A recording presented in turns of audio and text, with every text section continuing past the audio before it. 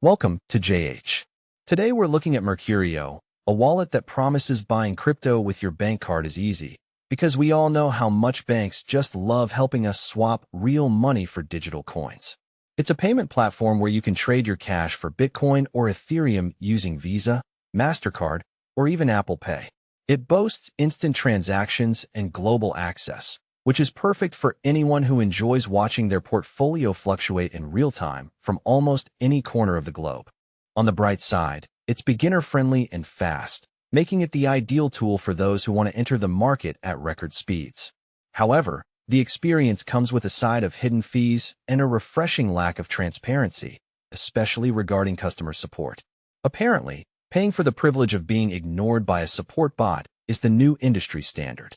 While some users praise the speed, others aren't exactly thrilled about the shifting exchange rates and sluggish response times. It's regulated in Europe, but it's certainly not a heavyweight like Coinbase or Binance just yet. Make sure to check the fine print before diving in. And that is the Mercuryo wallet review.